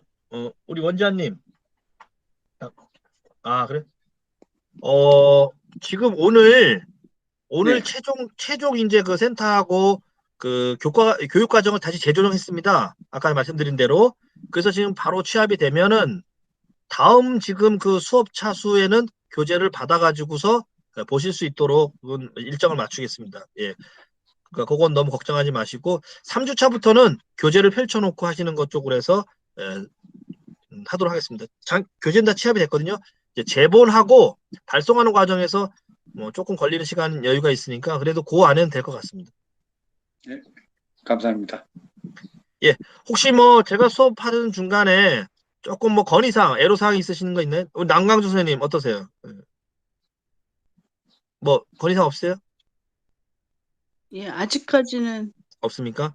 예, 뭐 예, 너무 뭐 이야기가 어렵다든가 뭐 다 너무 쉽게 하시니까 뭐 알겠습니다. 자, 오늘 고생하셨고요. 오늘 자원노 블로그 수업까지 주소 좀 알려주세요. 예? 블로그 주소 좀 알려주세요. 블로그 주소는 영어로 쭉 부르기는 조금 좀 애매해서요. 네이버에 최 소장의 관광 블로그 제가 최씨니까 최 소장의 관광 블로그를 치시면 뭐 저밖에 없으니까 뜰 겁니다. 딱 그리고 이제 메뉴 보시면 관광이나 뭐 농촌관광 관련 카테고리가 있으니까 여기구나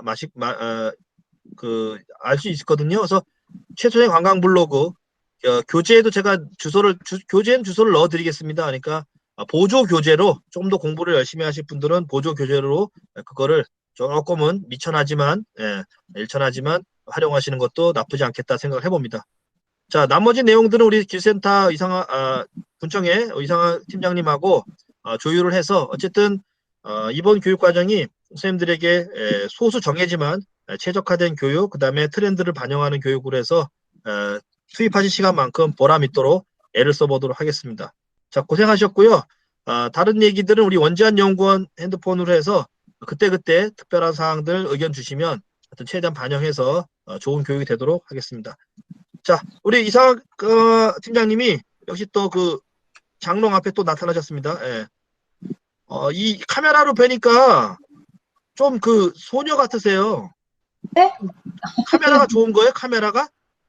아닌데요? 카메라가 좋으신지 굉장히 좀 뭐 이렇게 관리 받으신 얼굴처럼 좀 이렇게 좀 단발머리 스타일 좋으신 것 같아요. 예. 머리를 앞으로 저 카메라로 업무를 보시면 더 좋을 것 같은데. 예. 네. 자, 우리 알겠습니다. 마지막으로 팀장님이 저기 좀 정리 마무리 발언하신다니까 잠깐 듣고 하겠습니다. 예. 아니에요. 뭐 잘 아닙니까? 하신 것 같아서 특별히 아까 서두에 말씀드려서 예. 어차피 참여하신 교육이니까 뭐 하나라도 건질 수 있는 그런 교육 일정이 되셨으면 좋겠고요. 예, 오늘 장시간 동안 교육 받으시냐고 고생 많으셨습니다. 다음 주에 뵙겠습니다. 네. 예. 자, 마치겠습니다. 수고하셨습니다. 잘 지내시고. 예. 고맙습니다. 수고하셨습니다. 수고하셨습니다. 예, 수고하셨습니다. 우리 유영진 선생님도 고생하셨습니다. 고맙습니다. 교육님, 감사합니다. 고생 많으셨어요. 감사합니다. 예, 고맙습니다. 우리 들어올 때 쓰는 그 홈에다가 최 소장님 거 블로그 링크 걸어놨으니까요. 그쪽에서 그냥 눌러서 들어오시면 돼요. 다른 분들은. 네, 감사합니다. 예, 네, 여기 교육장 들어오는 그 화면 있죠? 네. 우리 체험 농장. 그 네, 화면 들어가시면 거기에 단추로 만들어 놨어요. 예. 네, 아이고, 감사합니다. 고맙습니다. 예, 역시 네. 좋은 말이군요. 예, 많이 고맙습니다. 들어오셨네요, 오늘. 네. 네. 고생하셨어요. 안녕하세요. 고생하셨습니다. 네.